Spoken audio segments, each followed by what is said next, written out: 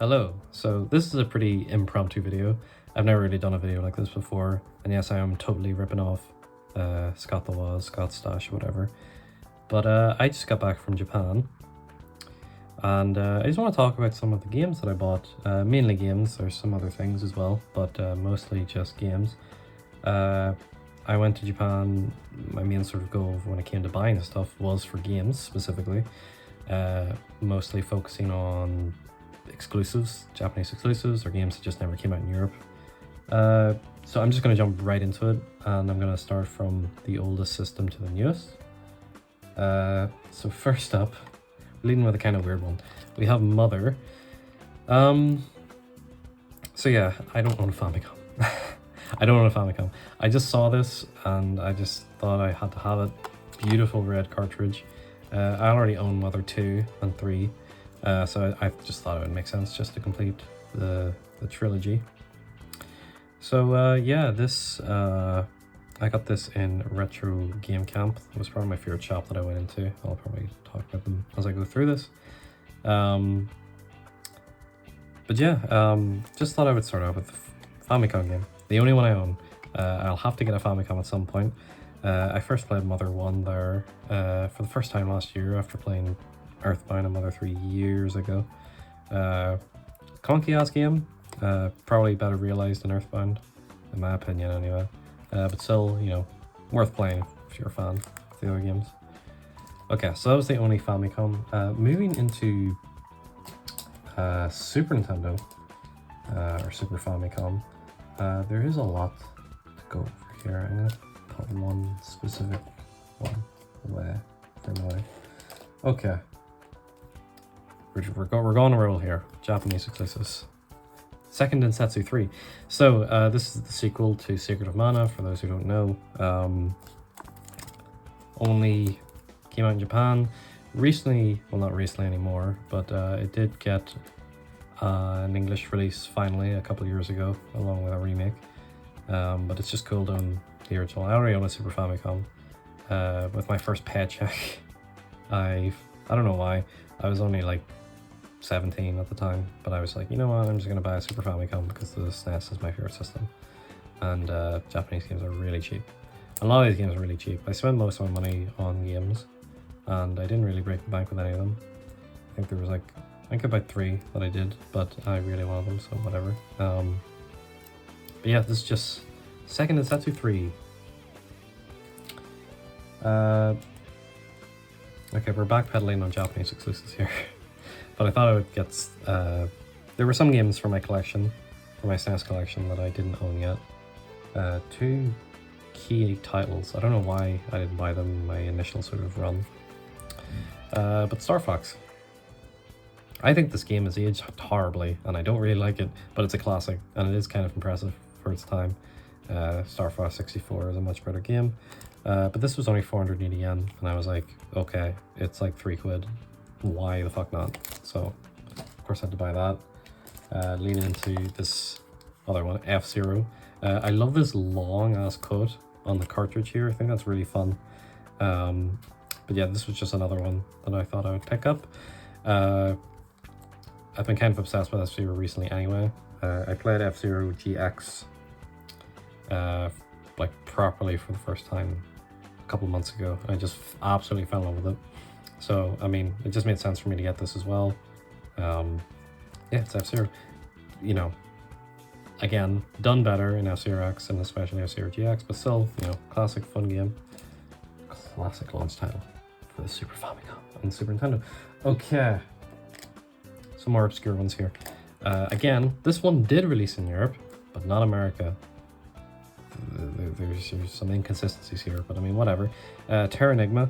I forget what it's called in Japanese. You know what, I'm gonna put it up on the screen right now. Decided to buy this. This one was a bit pricey, but you could probably tell if I compare it to like Star Fox here. I got this at a slight discount because it's kind of sun damaged, but I mean, it wasn't that much of a difference for me personally. Terra Enigma, it's one of my favorite SNES games. It's part of the overall sort of quintet trilogy with Soul Blazer and Illusion of Gaia, or Time, depending on where you're from. This is like a big import game for Americans, I think, because this was never released there. I don't know why Europe got this. Honestly, you know, we didn't get Chrono Trigger or Final Fantasy VI or Earthbound or anything like that, but we got Terranigma, so that's fun. And then finally for now, probably the most obscure game on this list, but one that I really wanted to find was Umihara Kawase. Again, I'll put footage up on screen right now. Just think about needs of notice for human being. Thank you, Umihara Kawase. This is a really weird puzzle platformer for the SNES that has a really weird art style, and really, really nice music, and you know, pretty fun sort of fishing pole mechanic. I think this label is just so funny. It's so badass, and like you expect this to be like a horror game or something. It's just a really trippy little puzzle platformer. But you can probably see with the price though, this is probably one of the most, I think this is like the third most expensive game I bought. Even in Japan it's kind of rare.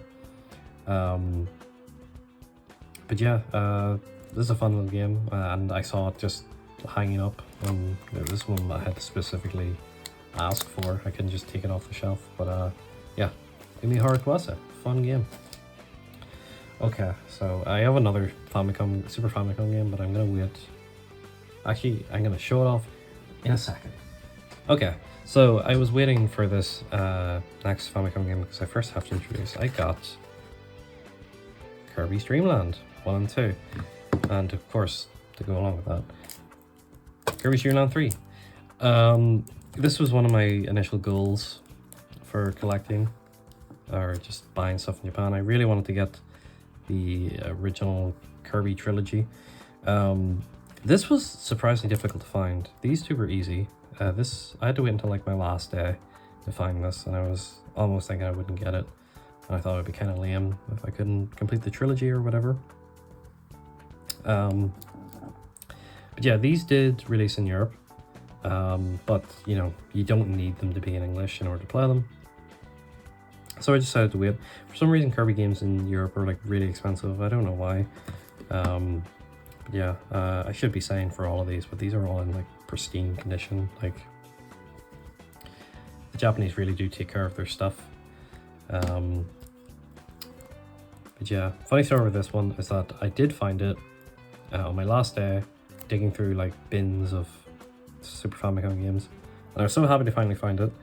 And then the next store I went into, there were 3 copies of it sitting on the shelf, and it was like 1,000 yen cheaper. So, you know, thanks, I guess. To go along with that as well, I also just decided to pick up Kirby Tilt and Tumble, purely for the pink cartridge, honestly, and the fact that it's a gimmick. I bought a lot of sort of gimmick games when I was in Japan. And this is one of them. This has a sensor in it to move Kirby around. This was recently put on the Switch Online, so you can use like the gyro and the Switch for it to sort of replicate it. I also think Kirby just looks really, really cute sitting on this little cloud. So I just saw this, and I mean, it's 14,000 or 1,400 yen. It's like 7 or 8 quid. Like, I gotta say no. Okay, so we're gonna move on to, let's just keep the Nintendo ball going, I guess. Nintendo 64. So there's only one real sort of exclusive game that I bought, and it was a custom Robo. This is a big series in Japan that has never really took off outside of it. I think Europe got one of these games. I think I got the DS one, and then there was a GameCube one. I think that one did come out in America. But yeah, I mean, it was 900 yen, and there was millions of these copies around, and I just thought, you know, why not? Decided to get that. And the other two I bought, you know, kind of weird. Kirby and the Crystal Shards, or Kirby 64. For some reason, this game is very expensive in Europe. I can only assume because it was a very, very late N64 game, that it's because of that. But this was 900 yen. This is like a $5. In Europe, this is over 100 quid just for the cartridge, which is just insane. Game collecting now is just insane. I think I should point out that, like, a lot of people say that, like, you know, the sort of second-hand scene in Japan isn't as, you know, good as it used to be. It's full of scalpers now, and because the yen is super weak, you have a lot of tourists going over and just scalping the fuck out of games and reselling them in their home country. But a lot of these are still a good price. Obviously they would have been way cheaper like 10 years ago. But yeah, it was still an interesting thing to experience finally after watching like YouTube videos for years. And then the other N64 game I got was Paper Mario. Got this one on the sale. Again, this one did come out in Europe, but it's really expensive. This is a heavy cartridge. I think this is like one of the... I think this and Conquer are like the two biggest N64 games, and Resident Evil 2. I think they're all on like the biggest cartridge. I recently played this last year, and I honestly think this is my favorite Paper Mario game. I really like it. And I'm glad to finally own it, even though it's in Japanese, you know.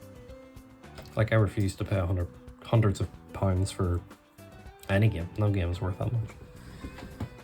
Okay, so we're going to take a break from Nintendo here and go into PlayStation. So first up, I have Moon. This was an RPG that was also released, not really recently anymore, but this finally got an English translation into English a couple years ago. I recently played it last year. This game has a lot of issues and is not perfect, but it's incredibly charming. Little meta RPG, like one of the first of its kind, really. I really love this box art. There's a slight crack here, but that's okay. I just love this box art. Other than that, some pristine condition. You have all the stickers still there. And yeah, this game rocks, and I do recommend it to people that or even have like a sort of passing interest in like classic JRPGs or whatever. Yeah, this one's fun. Glad to finally own it. This is definitely one of the ones I wanted the most on my list. And I for one that wasn't on my list, but I saw it and I just had to have it. Persona 1. I don't know why I didn't think to get this, and yeah, if I didn't see this, you know, if I just saw this, I wouldn't be able to read it. I know some, you know, Japanese. I think that's Shin Megami Tensei. And then, or maybe Revelations in there. I know that's Persona. I know that. But, yeah, I just saw this. I love the box art, it's so cool. Persona 1 is a weird game. It has a infamously weird... Oh, it says Persona right there. Oh, funny. It has an infamously weird, like, localization where they made like one of the characters like dark skin for some reason. I don't know why they did that, but yeah. When I saw this, I immediately wanted to get Innocent Sin and Eternal Punishment, but I didn't quite see them. This was just like a sort of I just bought this on a whim, so you know, why not? Okay, I'm gonna leave this one to last. Okay, another Japanese exclusive, Moonlight Syndrome. This was one of the first games directed by Suda51. I think this was the last game he made before he went on to form Grasshopper. This is definitely what I wanted. This was like a huge influence on his later work. Last year I played Killer 7 for the first time. Before that I was like, you know, a decent Suda fan. I played No More Heroes. But Killer 7 made me just fall in love with this guy. I absolutely loved Killer 7. It just made me want to eat all his other work. So much so that I bought all of the games he's directed, except for this one, because it was never released outside of Japan, and I'm finally glad to own it. There was like a wrestling game he also directed on the SNES, but I mean, I didn't really care for that one. The only notable thing about that is one of the endings of the game is insane, but yeah, Moonlight Syndrome. I think this also recently got a fan translation of some sort. I'm not sure. Yeah, very rare game. It's like, you know, an adventure visual novel like his other games, early games, I should say. So that's a good one. Okay, we're ending the PS1 games with a banger. Boku no Natsuyasumi. This was like the #1 game. Well, tied with another game we'll get to. This was like the #1 game I really wanted to find in Japan, and I found it in the last shop I went into just before I had to leave, which was just pure luck. I was looking for this. There we go.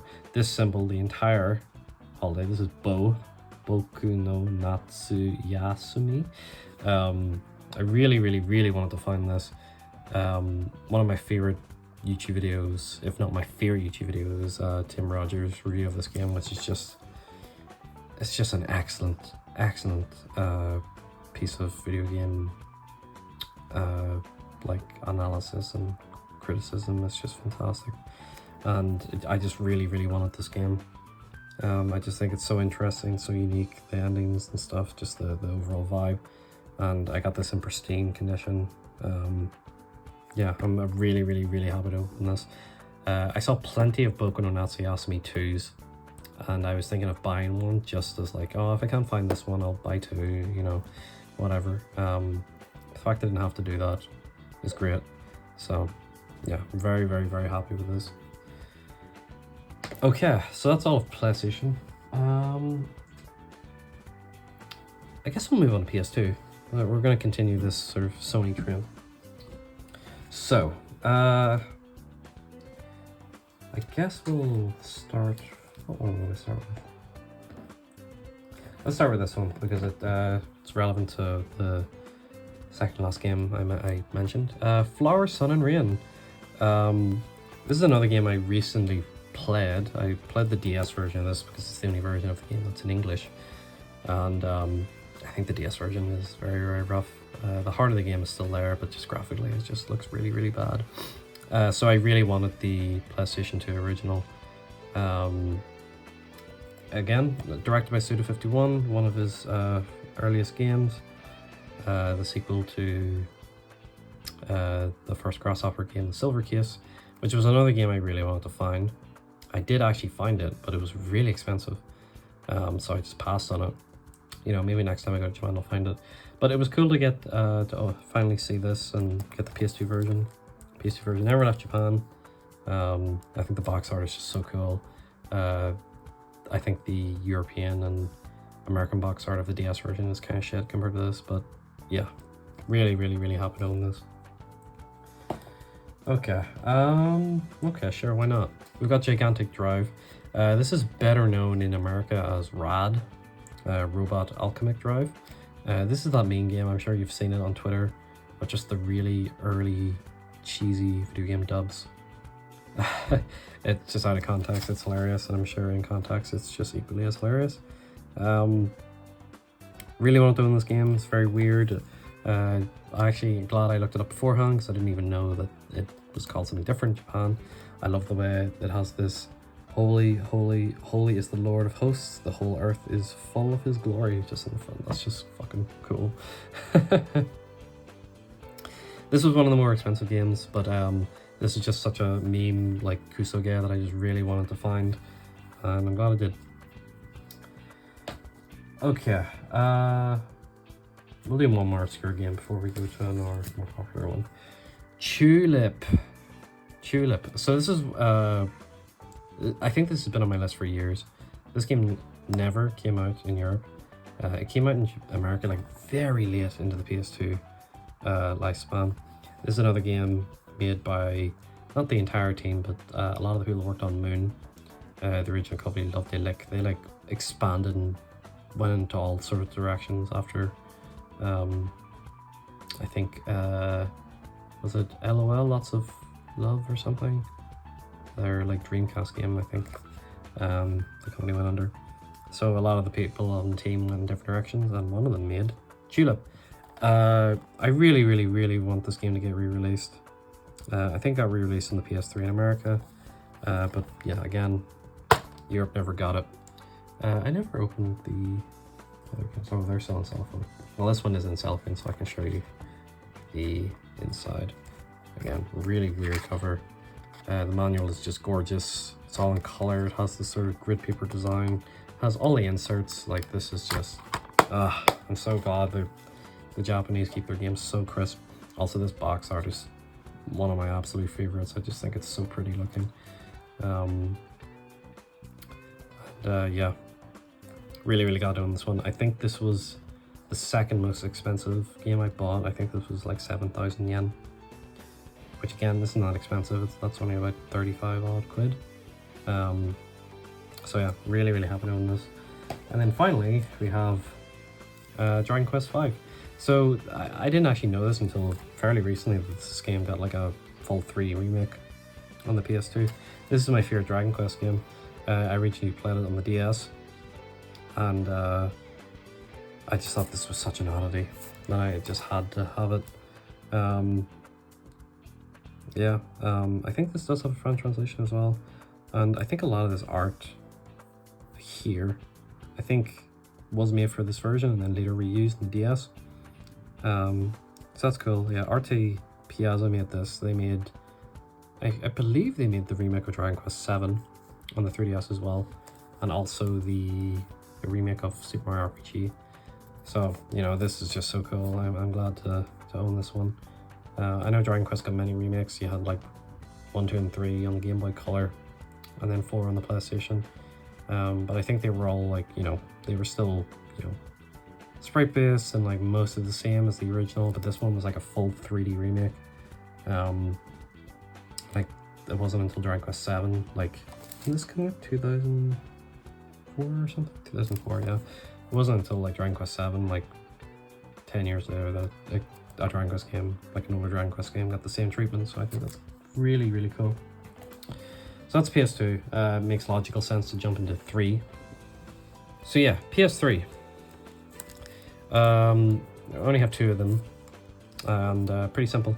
I should say that like a lot of like this generation, like PS3, 360, and Wii, they're dirt cheap in Japan. Like they're rising in Europe and America, but they're still piss all in Japan. So yeah, Tokyo Jungle, another really weird first party exclusive. This was a Japan studio game. Rest in peace. I think it's a game about Japan being abandoned and then a bunch of animals run over. I can't say it because of the price, but I'm pretty sure that's like a Pomeranian underneath it or something. This was really easy to find, and again, 720 yen. That's like 4 quid. Like, come on. And then the other one, this was one I really wanted to find. This was one of my most wanted games, and it was like the first game I found. Nier Replicant. So for those who don't know, the original Nier had 2 versions in Japan. The PS3 and 360 versions are actually different. The main character is different. It's like a younger, more sort of typical JRPG looking hero for the PS3. And then the 360 got the dad Nier, as people refer to him as, and that's the version we got in the West. I just thought it'd be really cool to own the brother Nier version. This was the version that got remade a couple of years ago for the PS4 and Xbox, but I just really want the original because I just love the vibe of the original Nier. I think the remake is quite good, but there's, you know, I will always, you know, pick the original when it comes to most things. So yeah, okay, PS3. So what will we do next? I think we'll go back to Nintendo and we'll do Game Boy Advance. Okay, one of my most wanted games that I wanted to find, I finally found it. WarioWare Twisted. And I found a box as well, so that's pretty cool. I nearly didn't even look at this game because it was on the shelf like, I think it was like this. And I was just like, I just think this box is so weird. It's just this like plain sort of cardboard thing, but I also think it's quite cool. So WarioWare Twisted, we never got this in Europe. There was rumors for ages. I actually have the cartridge here as well. There's like a gyro thing in the cartridge that lets you tilt around and stuff. I played this for like 10 minutes just to test out the cartridge earlier. I had so much fun.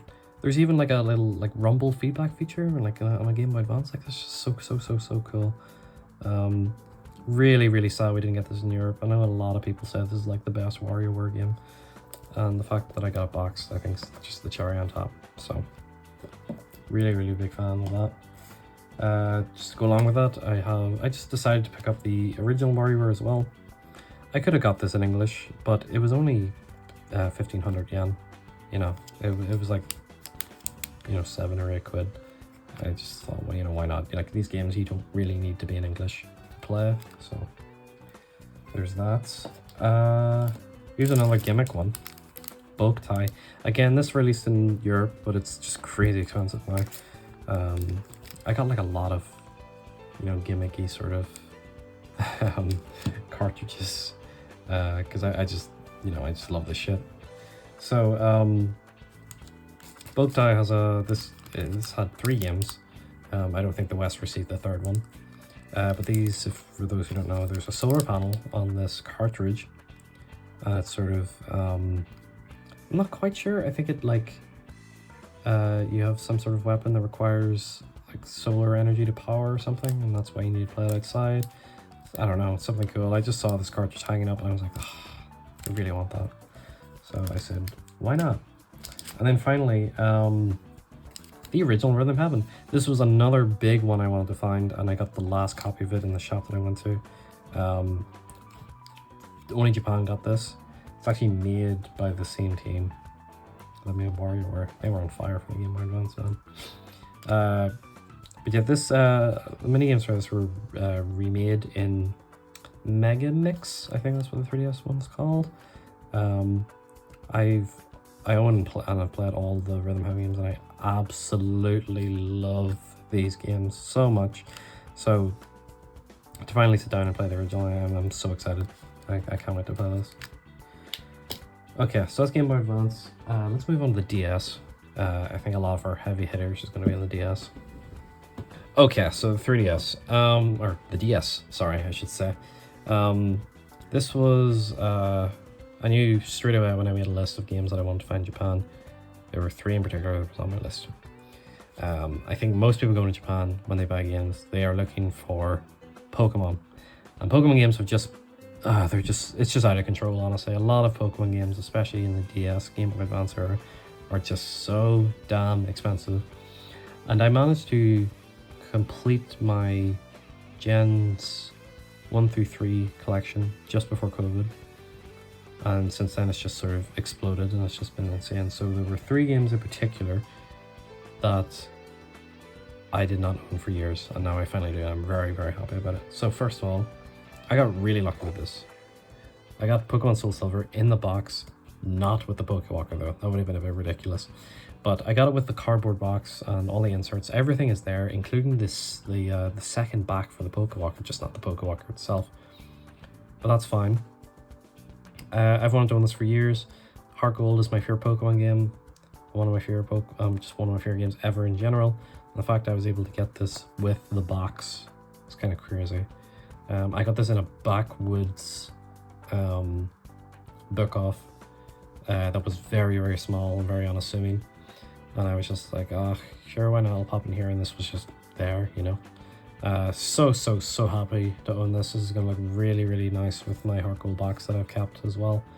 And I actually play tested this before the recording, and there's a shiny Ponyta on this cartridge. So I mean, that's brilliant. I think there's also an event Mew from like a Wi-Fi event from like 2010 or so, but it's just great. I'm so happy. This was probably one of, if not my favorite purchases of the entire trip. Go along with that. I'm just going to do them both together. These were the other 2 games that I did not own. I personally don't care about Pokemon past this generation, and I really wanted to own all the games before it, so we got White. It came in this little cardboard sleeve sort of thing. I've never seen this. I guess it was just a Japan thing, or maybe there's supposed to be like an insert into this or something. I'm not sure, but good to finally own this. This one isn't that expensive. Like, Soul Silver is just insanely expensive right now. It should not be that high. This isn't so bad in comparison, but it's still a bit too much for what I wanted to pay. But Black and White 2 is they're pretty expensive. So to finally own these, to complete my Pokemon collection for Gens 1 through 5, it's just really, really good. I think it feels so fulfilling.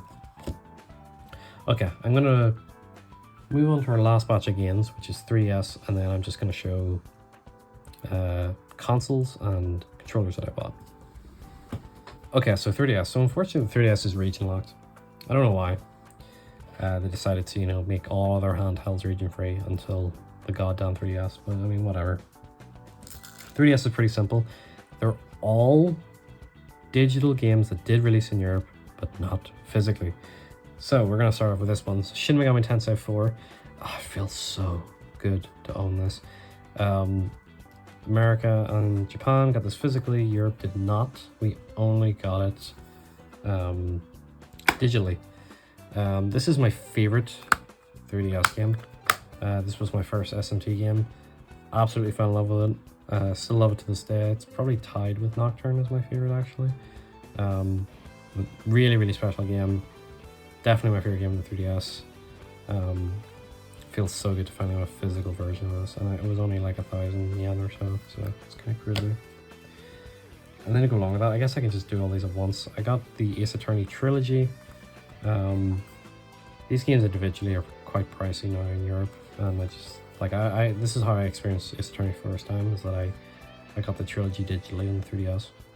So to get a physical copy of that, and then to go along with that, 5 and 6, again, only digitally in Europe and America, so we never got these. And again, they're only 1,100 yen. I haven't played this one yet. I played this one this year, and it was whatever. But I'm looking forward to this one. Feels good to finally own all the Ace Attorney games, and just like, you know, these are really cheap, and they're just nice to have, you know. Okay, so I'm just gonna move into hardware. Let's start with we'll do hardware. We'll do hardware first. Okay, so this is a big one. This is one of the ones I really wanted. So I went to Japan during my birthday, and my treat to myself was to get a Vita. I've always wanted the Vita, especially for the last few years with like hacking and stuff. And I decided to finally bite the bullet in Japan and buy a Vita. This was the most expensive thing I bought in the whole trip. It was like 20,000 yen. So it was like 100 quid, basically. But I got it in the box, and I got everything with it. I ended up going for the 2000 model, purely because of the lack of a proprietary charging port. This just charges off a micro USB, which I think is just incredibly handy.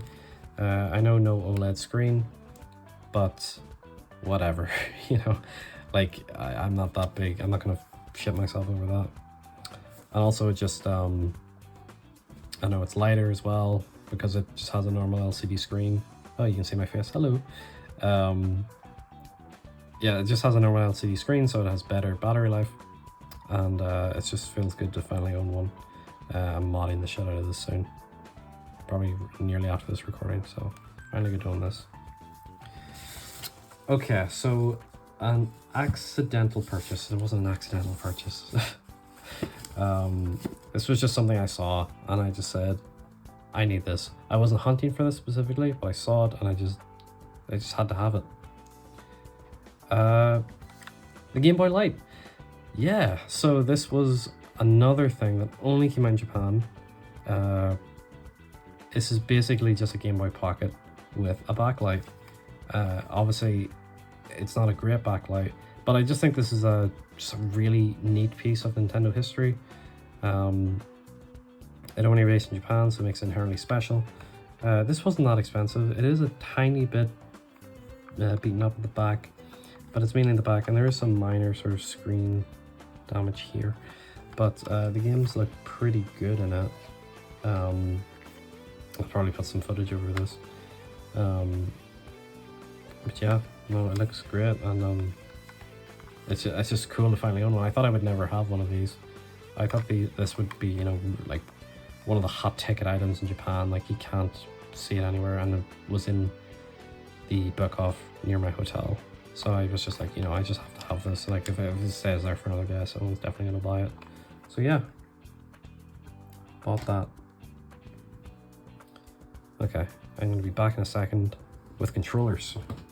Okay, so controllers. There there was only really 2 controllers in mind that I really wanted to find in Japan, and I managed to find it and then some. So first up, Namco Negcon. For those who don't know, this is a twisty controller. Should probably take it out of the packet because of the crunching. But you twist it, and then these buttons here are actually analog. And this was intended for games like Ridge Racer. So you would like turn the controller to simulate a wheel, and you have these buttons that you press down, like the pedals. Really, really, really cool controller. In fact, it was even compatible with like certain PS2 games early on. Such a cool piece of technology. I am so excited to play Ridge Racer Type 4 with this. I think it's just going to be an absolute blast.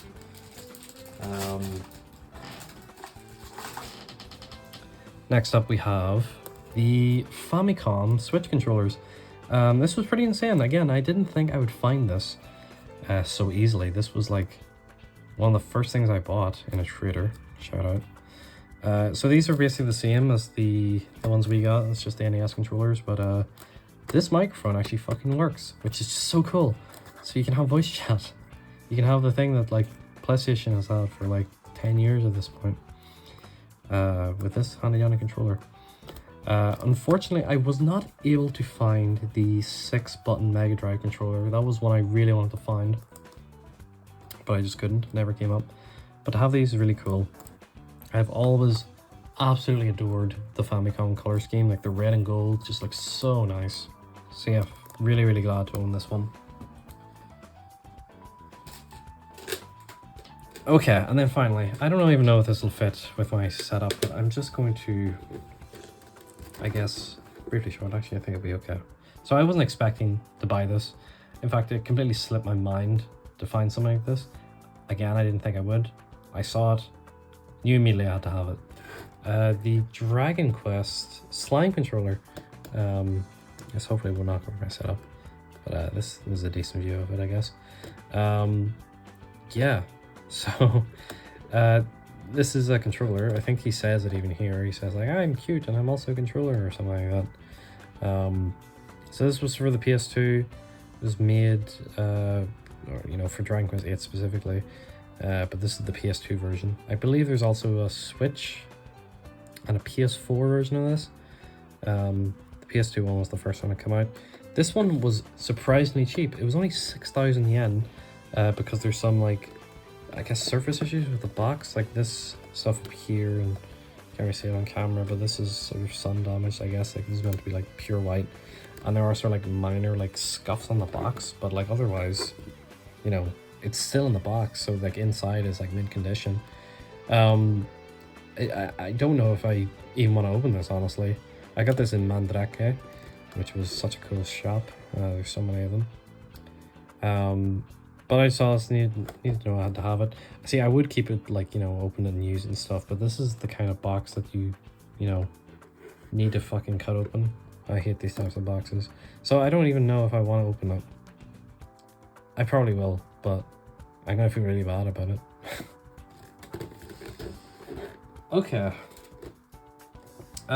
So the next couple of things I'm gonna show off are just, they're not really related to games, they're just little small things I just really, really like.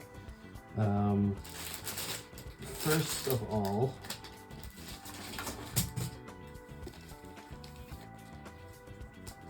this was one of the things I really wanted. I got a Hobonichi journal. I went to the Hobonichi shop. For those who don't know, this is like the shop that's like founded by Shigesato Itoi, the founder of Mother. And he comes out with these journals every year. This is for 2025, I believe.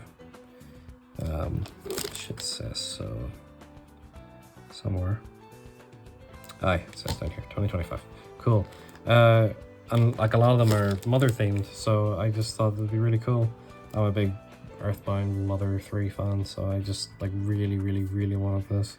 And I might actually use it. It's really a really high quality book, and like, I don't know, I haven't opened this yet, but there's like a fiend cracking thing in here. I don't know what that's all about, but yeah, might actually use this. Might put my dark thoughts into written form. Who knows?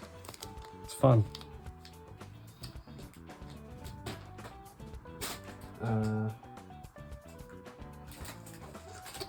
And finally, some gashapon things. I just really want to show these off. So these have been like this. These things have lit the internet on fire when they were first revealed. I got these in the Nintendo store in Shibuya, and there was a line for them. A line for a gachapon machine. Can you believe it? I only did this twice because I think there was a limit on them. But yeah, I got the one I wanted.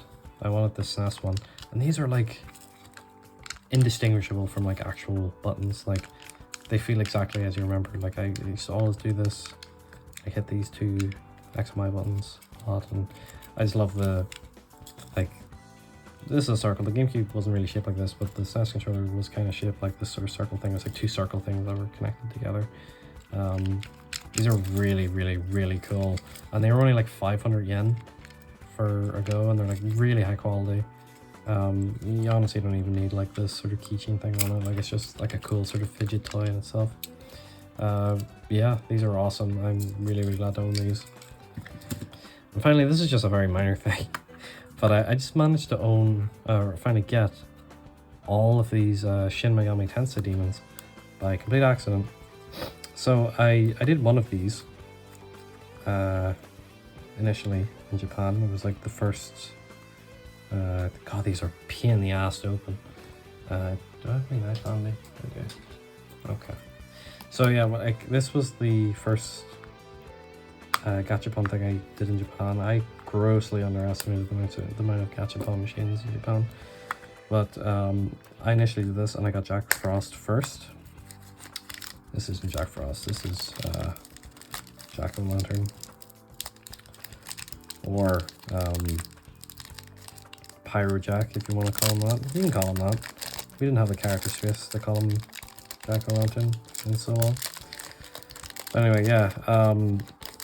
So yeah, I accidentally got all four of these because I got Jack Frost first. Show you that. They're cool little figures, right? Like they're just really neat. And like, who doesn't love these little demons? But I got Jack Frost first. I think he's in here. And on my trip, I lost him. He somehow detached from my bag, which was very sad because I just, you know, I love Jack Frost again. Who doesn't? So I just kept trying to get another one, which I eventually did. Here he is, Jack Frost.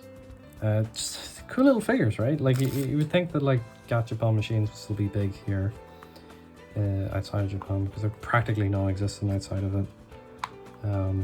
They used to be everywhere in like the early 2000s and stuff. Not anymore. So yeah, there were four of them, and like you got like Pyro Jack and Jack-o'-lantern and Jack Frost, who you get for everything. But then you got some like more obscure ones like Dakarabia. I've always liked this demon. It's just very simple. It's a starfish with an eye, but it's a really cool demon. And then the last one they picked, which honestly I'm very glad they did because it's one of the more memeable demons of the series. Is a Mothman. You can probably see him. Pakistan. He's also got a cock ring for some reason. I didn't ignore that.